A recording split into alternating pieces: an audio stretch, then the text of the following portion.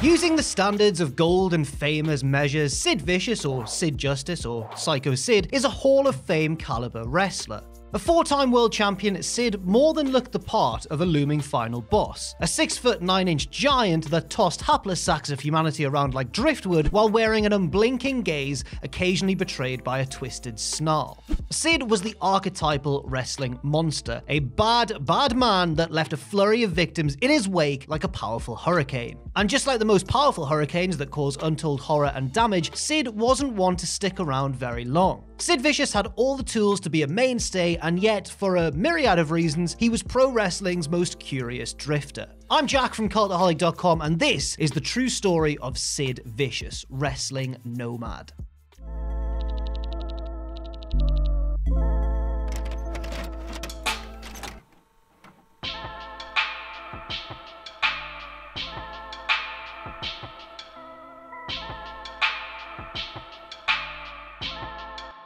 Professional wrestling has long been a body business to some degree, and that was especially true in the Hulkamania-dominated 80s. In the middle of the decade, Sid made his way into the sport after being discovered by Macho Man Randy Savage and his brother Lanny Poffo. And right from the get-go, Sid became one of the featured players in Memphis's Continental Territory, where he adopted the character Lord Humongous, no giggling at the back. Like the Mad Max villain of the same name, Sid wore a hockey mask and a black studded outfit, augmenting his already imposing look. Come 1988, Sid took on the Vicious surname, an obvious nod to the Sex Pistols bassist of the same name, and he continued to cut a swathe through Continental. The following year, he toured New Japan for several months under the name Vicious Warrior, and there were plans for Sid to become something of a new Bruiser Brody. But his calling as a wrestler was back in the States.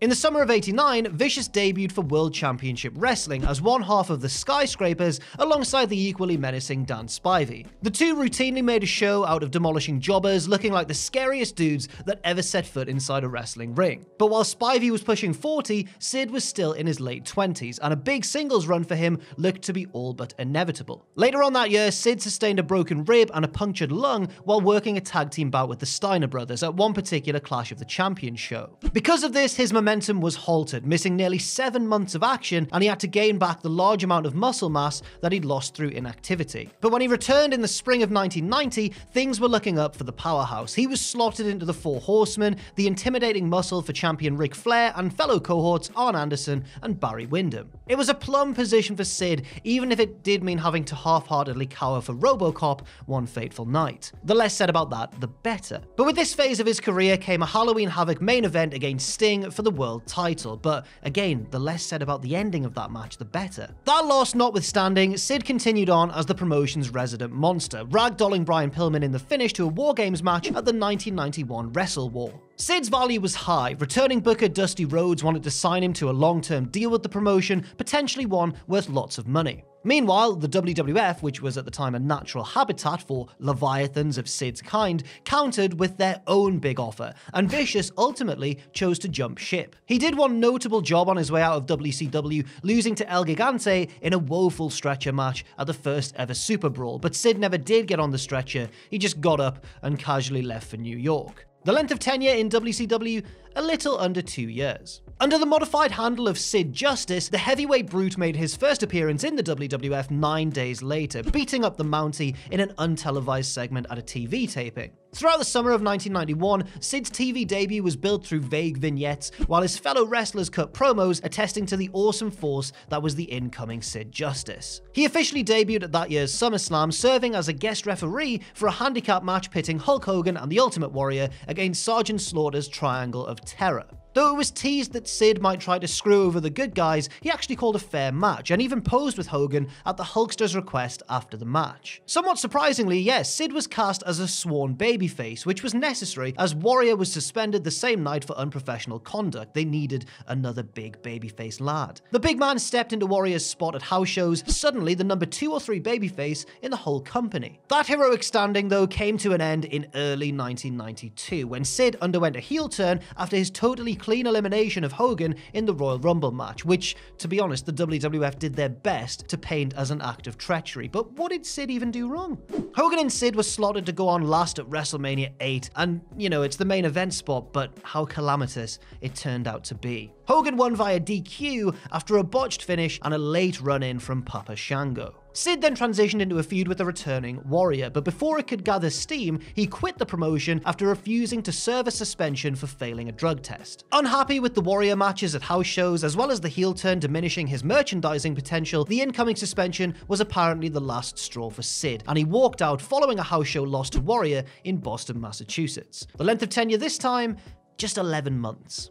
For nearly a year, Sid stayed away from wrestling before taking part in an April '93 benefit show in Dallas for the children of Kerry Von Erich. The following month, now called Sid Vicious once again, he returned to WCW as the mystery client of Colonel Robert Parker, destroying Van Hammer at the inaugural Slamboree pay-per-view. With a new lease on wrestling, Sid formed a promising duo with world champion Vader, known together as the Masters of the Powerbomb. It would be pretty hard to dilute the potency of such a killer tandem, unless, for a couple of examples, you were to stick them in a hokey mini-movie involving an exploding boat, or commission the infamous debut of the Shockmaster as a counter to their massive standing. But what are the chances of any of that happening, eh?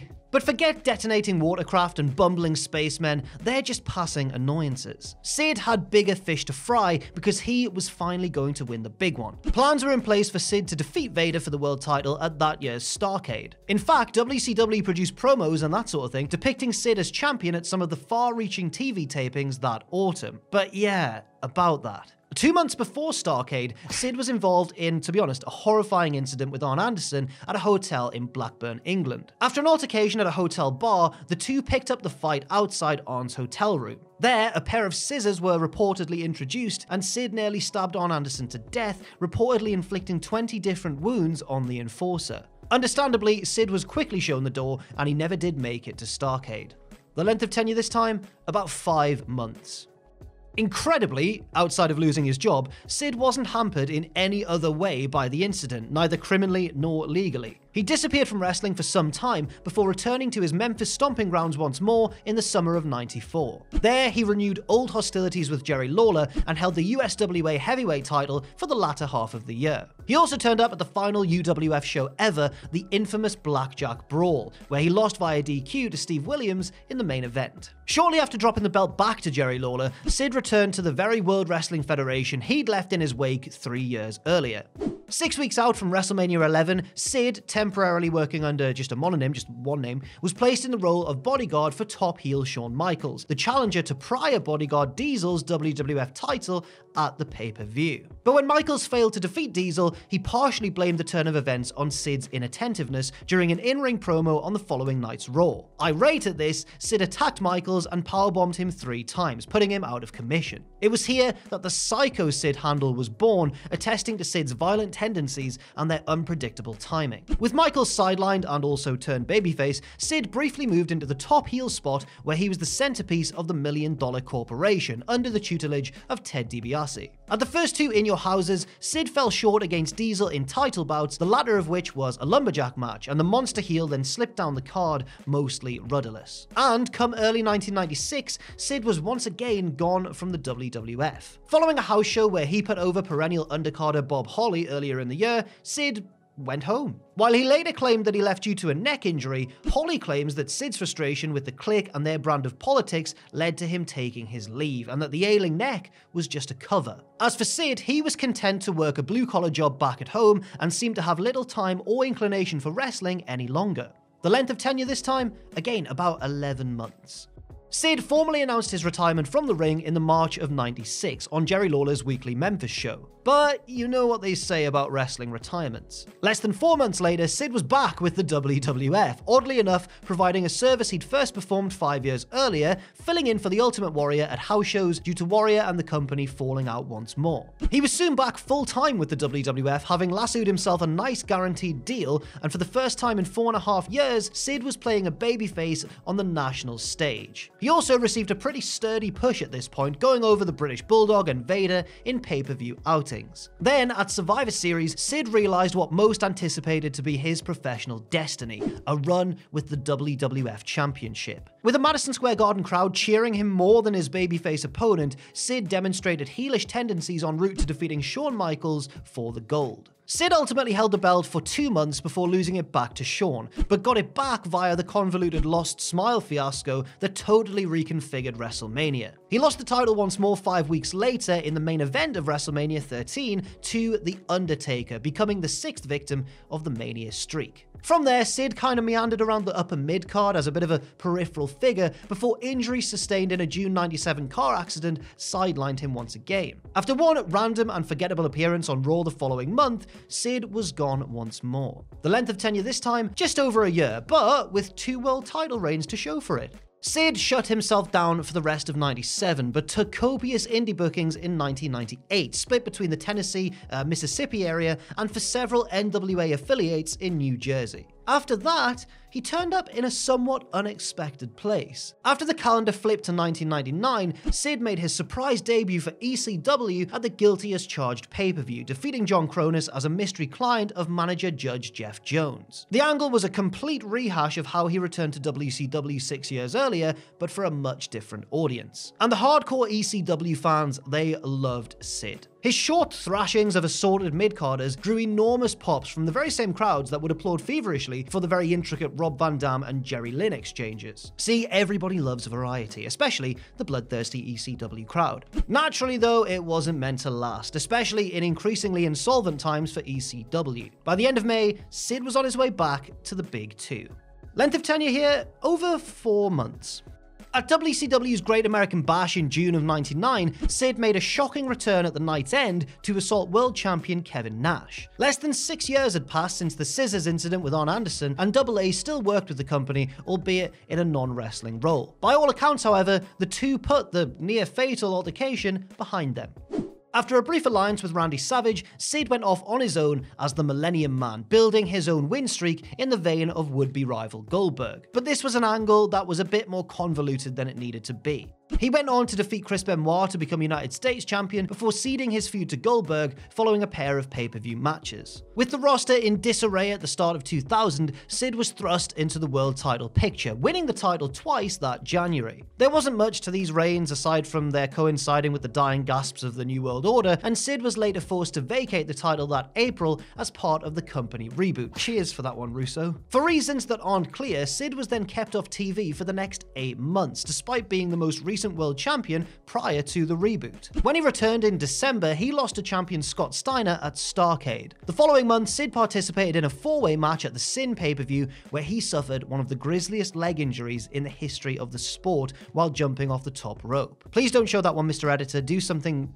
just don't show it, please. Faced with a long rehabilitation process, Sid's wrestling days appeared to be over. When the WWF bought WCW's assets that spring, Sid wasn't part of the acquisition in any form. Length of tenure this time, 1.5 years, give or take, with 2 more world titles to add to the collection. Leg injury be damned, Sid actually returned to the ring in 2004, and while physically limited, he wrestled occasionally all the way into 2017, where he retired at the age of 56. Outside of numerous local matches with Lawler, Sid's most high-profile match in this period was a victory over Heath Slater during a legend-centric appearance on Monday Night Raw. To earn that sort of cameo, you need to be, at the very least, memorable and, if applicable, legendary. While you can criticize his in-ring performances and some individual promos, which, yes, at times have kind of breached the territory of surreal, Sid is undoubtedly a legend. Any wrestling fan of the 90s knows Sid, whether he was vicious, judicial, or psychotic. And yet, there's not one particular era of Sid that best defines him, because very rarely did he stay in one place for long enough, as we've shown. Between 1989 and 2001, Sid had 7 tenures across 3 promotions, with pay-per-view clearance, not one of which reached a full 2 years. Even if you melded his 2 WWF runs from the Psycho gimmick onward into one, you'd still get a super run that falls short of 2.5 years. And yes, other wrestlers have used promotional revolving doors to great effect. Marty Jannetty, Dustin Rhodes, and various others have come and gone from wrestling companies with irregular frequency. But Sid is different. Whenever he pops up, a wrestler with his presence and name goes right to the top, or close to the top. That's how a man like Sid winds up with his unique WrestleMania legacy. He's only worked 2 Manias, and both times he wrestled in the main event. You couldn't waste time with Sid. He looks like a main eventer, so you put him around the main event. But you also need to get as much as you can out of him while you can, because as history shows, he developed quite the disappearing act. Someone like Sid could have been an anchor or an attraction like an Andre or an Undertaker that didn't have to be the best match on the card, but could create a memorable spectacle out of annihilating some overmatched jobber or evening the odds against some squadron of scheming heels. But something always came up, a big contract elsewhere, or frustrations with the company, or injuries, or yes, a very grim fight involving another wrestler. Or, as the old joke goes, because softball season was about to start. Sid's legacy in professional wrestling is as complex as it gets, because that's what makes Sid Sid. With simple handling and different circumstances, his career would have easily written itself, and probably still been wildly successful. And while it's hard to consider Sid anything but a success, his irregular pattern of barnstorming cultivated a long and strange journey that, really seems to suit his idiosyncrasies. It also suits his legacy far better than the easy way would have.